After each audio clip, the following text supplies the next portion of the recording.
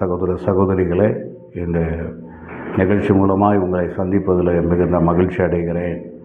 இந்த நாளிலே கர்த்தருடைய ஆவியானவர் ஜெபத்தை குறித்து பேசும்படி என் இருதயத்தில் ஏவினபடியினால் யாக்கோப் நிறுவம் 5ஆம் அதிகாரம் 17ஆம் வசனத்தில் எலியா என்பவன் நம்மை போல பாடுள்ள மனுஷனாயிருந்தும் அவன் கருத்தாய் ஜெபம் பண்ணினான் என்று வேதம் சொல்லுகிறது.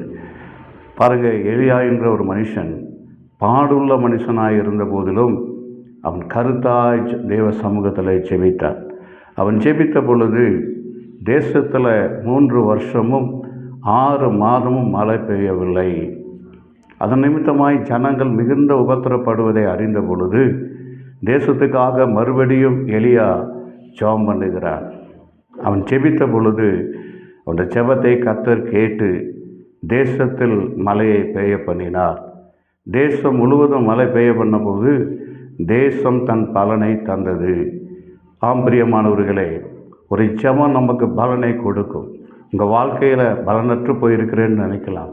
கர்த்தர் சொல்லுகிறார், நீங்கள் ஜெபிங்கள், கருத்தாய் ஜெபிங்கள். உங்கள் ஜெபத்தின் மூலமாய் கர்த்தர் உங்களுடைய தேசத்தில் உங்களுடைய தனிப்பட்ட வாழ்க்கையில் மிகுந்த பலனை கொடுப்பார். பூமியின் பலனை நீங்கள் காண்பீர்கள். பலனற்று போன உங்களுடைய வாழ்க்கையில் கர்த்தர் சொல்லுகிறார், எலியாவை போல கருத்தாய் ஜெபிக்கும் போது தேசத்தில் நீங்கள் பலனை அடைவீர்கள்.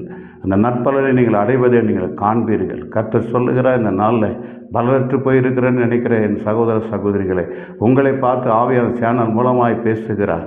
பிரதிபலன் உங்களுக்கு கர்த்தர் இந்த நாளில் தரும்படி விரும்புகிறார். நல்ல ஆண்டவரே, இந்த நாளில் எலியாவை போல ஜனங்கள் ஜெபிக்கக்கூடிய கிருபையை தாரும்.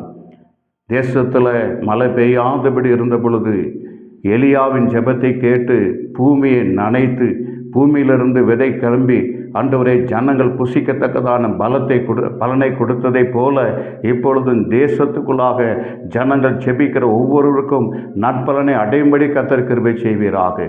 இந்த ஜெபத்தை நீர் கேட்டபடினால் உமக்கு ஸ்தோத்திரம். இயேசுவின் நாமத்தில் ஜெபிக்கிறோம் நல்ல பிதாவே. நன்றி பிரியமானவர்களே.